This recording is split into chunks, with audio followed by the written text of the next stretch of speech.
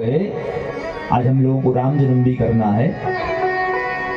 तो नारद जी के मन में अहंकार हो गया। भगवान नारायण ने अपनी योग माया को बुलाया, एक नकली नगर का निर्माण किया, शीलनिधि राजा का निर्माण किया, विश्वमोहिनी कन्या को बनाया और उस विश्वमोहिनी कन्या को देखकर नारद जी के मन में विवाह करने की इच्छा प्रकट हो गई।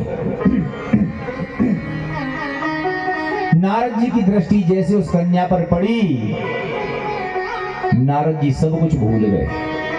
एक बात और सुनो, सच्चे संत के जीवन में उपासना जरूरी है कि वासना जरूरी है? एक सच्चे संत के जीवन में जिस दिन वासना जन्म ले लेती है फिर कल्याण होने वाला। आज नारद जी के जीवन में वासना ने जन्म ले लिया, उपासना खत्म हो गई। विश्वमोहिनी कन्या को देखा, नारद जी का मन द्रवित हो गया। दौड़े दौड़े भगवान नारायण के पास गए, भगवान नारायण को प्रणाम किया। भगवान नारायण ने कहा, नारद जी कहाँ से आ रहे हो, कहाँ जा रहे हो, क्या बात है? नारद जी बोले, महाराज वो तो हम बाद में बताएंगे, लेकिन मैं आपसे कुछ मांगने आया हूँ। नारद जी ने सोचा कि विश्वमोहिनी कन्या मुझे वरमाला कैसे डालेगी, हम तो बाबा जी हैं, दाढ़ी है हमारी, दाढ़ी मूछें लगी हुई है, हमारा स्वरूप भी उतना अच्छा नहीं है, तो जयमाल कैसे करेगी? तो शायद भगवान से अपना स्वरूप मांग लूंगा कि भगवान आपका स्वरूप दे दीजिए, विवाह हो जाएगा फिर वापस कर देंगे आपका स्वरूप। नारद जी भगवान के पास आए, नारद जी ने भगवान को प्रणाम किया। नारद जी ने कहा, परमात्मा भगवान नारायण, मैंने जिंदगी भर आपका भजन किया है और आज तक आपसे कुछ नहीं मांगा, आज लेकिन मांगना चाहता हूँ। भगवान बोले, क्या मांगना चाहते हो नारद जी? क्या मांगना चाहते हो नारद जी?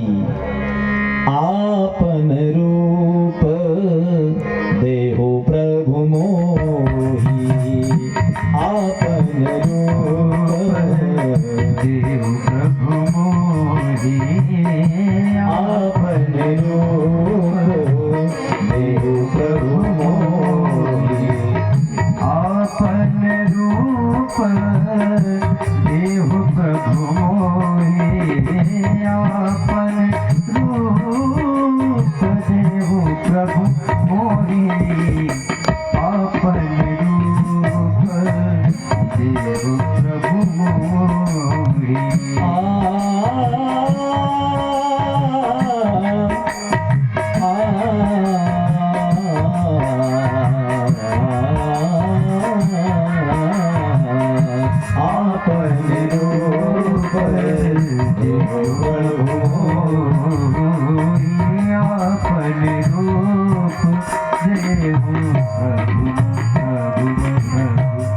बोलो सदगुरु भगवान की। नारद जी ने कहा, आपका स्वरूप दे दीजिए, विवाह करना चाहते हैं।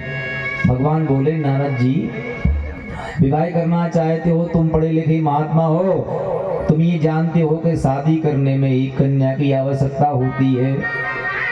कहाँ है कन्या? नारद जी बोले, कन्या तो हम देखा है, नाम बताओ, नाम क्या है?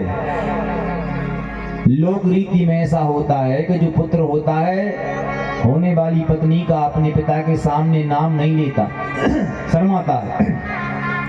तो नारद जी ने नाम नहीं बताया। नारद जी कह रहे, ओही कह के टाल दिया, आपन रूप देव प्रभु मोही, आन भात नहीं पावो ओही। नारद जी भगवान बोले, क्या चाहते हो? बोले, आपका स्वरूप दे दो। भगवान विष्णु बोले, अजी मांगने वाला आया है जिंदगी में पहली बार ऐसा। अरे कोई धन मांगता है, कोई संपदा मांगता है, कोई जायदाद मांगता है, कोई पद प्रतिष्ठा मांगता है, लेकिन ये कह रहा है कि आपका स्वरूप दे दो। जैसे हमारे परिवार में शादी होती, विवाह होता है, लोग कहते हैं भैया हमारे यहाँ गाड़ी नहीं है, आपकी दे दो, कल आकर लौटा देंगे। हमारे पास अच्छे कपड़े नहीं है, आपके दे दो, कल आकर लौटा देंगे। हमारे पास फोर व्हीलर नहीं है, आपकी दे दो, कल आकर लौटा देंगे। हमारे पास वस्त्र अच्छी नहीं है, आपके दे दो, कल आके लौटा देंगे। कि जाके लगत कि आपका मुख दे दो, हमारा मुख अच्छा नहीं है, कल आके लौटा देंगे। नारद जी कह रहे आपन रूप देव प्रभु मोही। और हे पार्वती, भगवान नारायण ने नारद जी को बंदर का स्वरूप दे दिया। और जहां विश्व मोहिनी कन्या का स्वयंवर हो रहा था, अब नारद जी सब में घूमे रहे साहब, लेकिन जयमाल नहीं गिरी। जयमाल क्यों नहीं गिरी?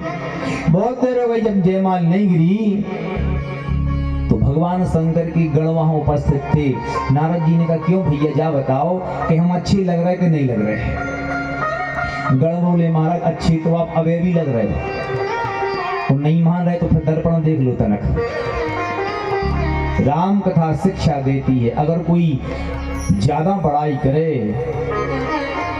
तो विचार रूपी दर्पण में अपने आप को देख लेना चाहिए कि बड़ाई अच्छी हो रही है कि झूठ हो रही है कि सच्ची हो रही है। अच्छा, मानस में 2 बार दर्पण देखा गया है।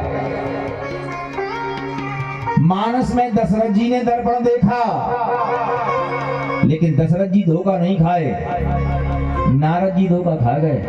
दशरथ जी ने दर्पण देखा, मंत्री लोग पढ़ाई कर रहे थे, महाराज आपके समान राजा नहीं, आपके समान महीप नहीं, आपके समान कोई राजा नहीं।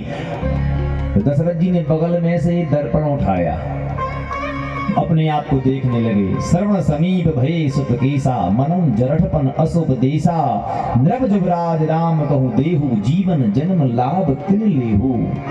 मन में विचार आया आप सब कुछ राम जी को सौंप दें, लेकिन नारद जी आज धोखा खा गए दर्पण। अच्छा, नारद जी पहले ही दर्पण देख लेते तो शायद ये लीला नहीं होती।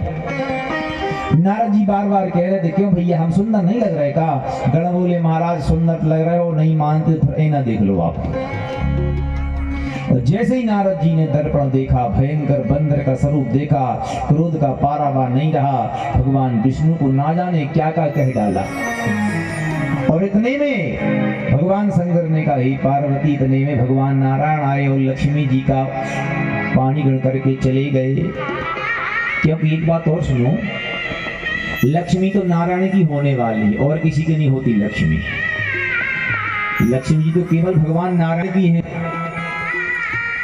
भगवान नारायण लक्ष्मी जी का बन करके चले गए, रास्ते में मिल गए जहां से नारद जी बहुत क्रोध में चले जा रहे थे।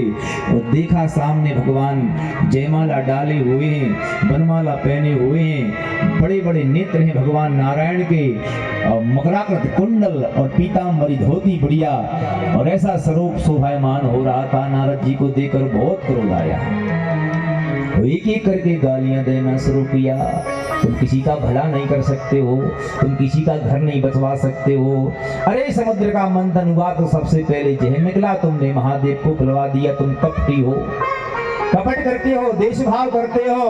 और लक्ष्मी जी को तुमने ग्रहण कर लिया, चक्र तुमने ले लिया, सब कुछ तुमने ले लिया, और बदले में जो जहर निकला वो भगवान शंकर को दे दिया।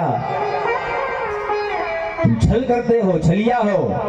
बहुत देर हो गई, भगवान तो चाहते थे कि कब शराब दे रहे क्रोध में भर के। और जैसे ही नारद जी ने कहा तुमने मेरा अपमान किया है, विवाह नहीं होने दिया, मैं विरह अग्नि में जल रहा हूँ, मैं तुम्हें नारायण श्राप देता हूँ कि जिस पत्नी की विरह में मैं जल रहा हूँ, विलाप कर रहा हूँ, आने वाले समय में आप भी उस पत्नी के वियोग में बन बन भटकोगे।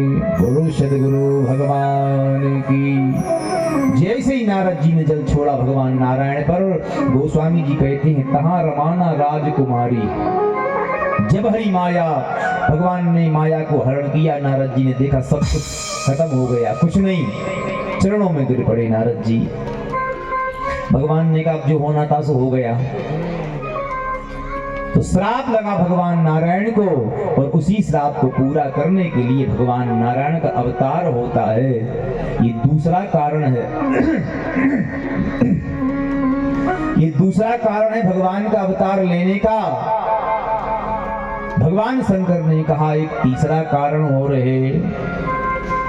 एक जलंधर नाम का दानव पैदा हो गया, उसका वध करने के लिए भगवान का अवतार होता है। एक प्रताप भानु नाम के राजा हुए, ब्राह्मणों का श्राप लग गया था। ब्राह्मणों ने श्राप दे दिया जाओ राक्षस हो जाओ, तो वो कुल परिवार के सहित राक्षस हो गए, और उनको मारने के लिए भगवान का अवतार होता है। तो पांचवा कारण हुआ महाराज मनु। महाराज मनु सूर्यवंश के राजा थे।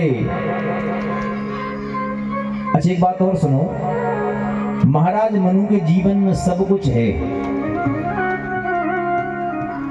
लेकिन दुखी है महाराज मनु। दुखी क्यों है?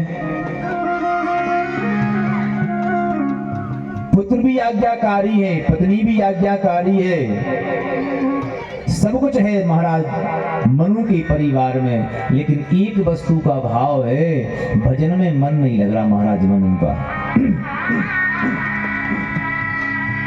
हो ये ना विषय विराग, भवन बसत बाचौथुपन, हृदय बहुत दुख लाग, जन्म गयो हरि भजन बिन।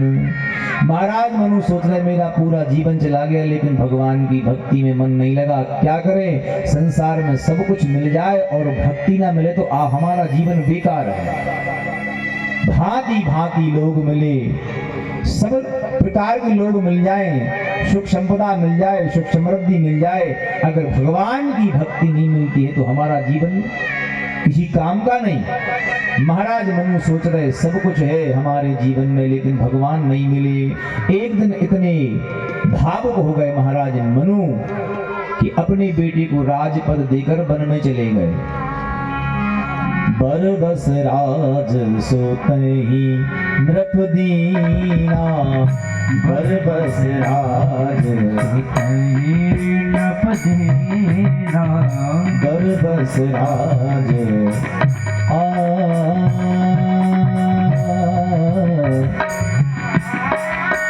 बरबस राज सुतहि नृप दीना, बरबस राज पतीना, बरबस राज पानी धनि नम धम गम धनि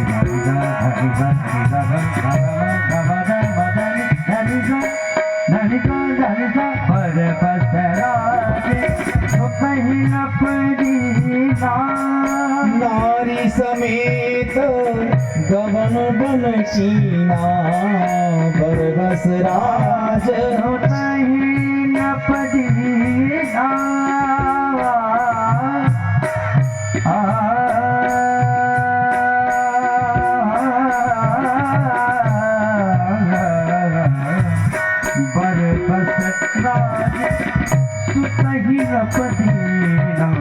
नारी समेत गगन बन कीना, नारी समेत बन कीना, नारी समेत बन कीना, नारी समेत। बोलो सद्गुरु भगवान की। बरबस राज सुतहि नृप दीना, जबरदस्ती राजा बना दिया बेटा को, नारी समेत गबन बन कीना। और वन में जाकर घोर तपस्या करी महाराज मनु ने, एक पैर से खड़े रहे महाराज मनु। मानस में ऐसा लगा है कि 23,000 वर्षों तक महाराज मनु एक पैर से खड़े रहे, ठाड़े रहे, एक पग दो, दोनों पति पत्नी एक पैर से खड़े रहे। ब्रह्मा, भगवान नारायण, भगवान शंकर कई बार आए महाराज मनु के पास वरदान देने के लिए। विधि हरि हर तप देख अपारा, विधि माने ब्रह्मा, हरि माने भगवान विष्णु, हर माने शंकर जी। विधि हरि हर तप देख अपारा, मनु समीप आए बहु बार, एक बार नहीं कई बार आए। सारे शरीर में दीमक लग गई, भगवान ब्रह्मा प्रकट हो गए, वरदान मांग लो महाराज मनु। महाराज मनु ने कहा अब समय आ गया है, परमात्मा दर्शन देने आए हैं। महाराज मनु ने आंखें खोली, भगवान ब्रह्मा सामने खड़े थे। भगवान ब्रह्मा ने कहा वरदान मांग लो, हम आपको वरदान देने आए हैं। महाराज मनु ने कहा महाराज मुझे तो केवल एक ही वस्तु की आवश्यकता है। क्या आवश्यकता है? चाहूं तुम्हें समान सुत प्रभुसन कवन दुराओ, मैं आपके समान बेटा चाहता हूं। रामायण पढ़ने वाले लोग बैठे हैं, यहाँ मनु दो बातें कह रहे हैं।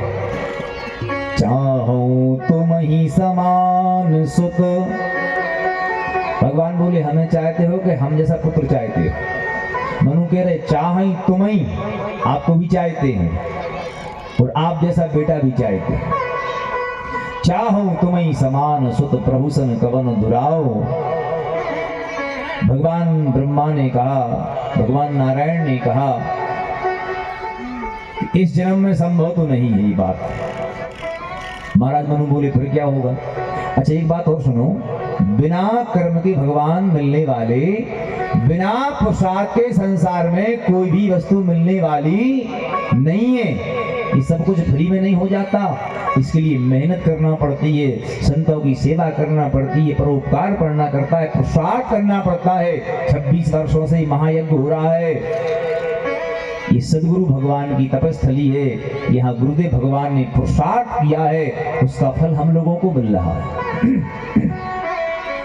बिना कर्म के संसार में फल मिलने वाला नहीं है, लेकिन जो जैसा कर्म करते हैं उनको वैसा फल मिल जाता है।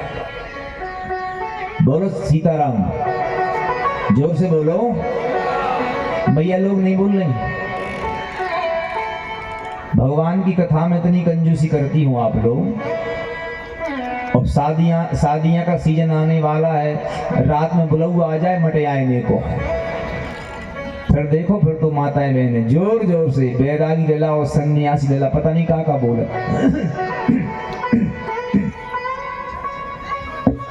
इसलिए बिना पुरुषार्थ के संसार में कोई फल नहीं मिलता। एक संत हमें बता रहे थे, एक राहगीर चला जा रहा था, आमों का बगीचा था, तो देखा किसने बगीचा। कुछ लोग कहते हैं महाराज कर्म कोई और करता है, फल और किसी को मिल जाता है। हम कहते हैं जो जैसा कर्म करता है फल उसी को मिलता है, चाहे देर कितनी लग जाए, चाहे कितना घूम फिर आए, लेकिन कर्म जो करता है फल उसी को मिलता है। एक राहगीर चला जा रहा था, बैसाख का महीना था, आमों का बगीचा देखा, उसकी दृष्टि आमों के बगीचे पर पड़ गई। अच्छा एक बात देखो, देखा आंखों ने तो चलकर गए पैर, देखा आंखों ने गए पैर, तोड़ा हाथ ने, वो तोड़ तोड़ कर आम खा रहा था। तोड़ तोड़ कर आम खा रहा था। बगीचे का माली आया, वो दबे पांव आया, उसने कहा कोई चोर घुस गया है बगीचे में। डंडा उठा के उसने तड़ातड़ पीठ में जमाए 2-4 डंडे।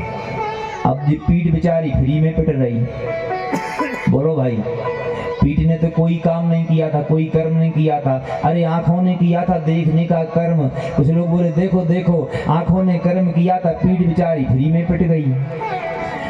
संतों ने कहा एक बात बताओ, जब पीठ में डंडे पड़े तो रोया कौन?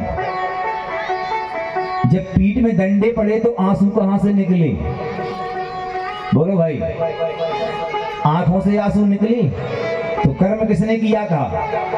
देखने का सबसे पहले कर्म आंखों ने किया था, तो आंसू भी आंखों से ही निकले।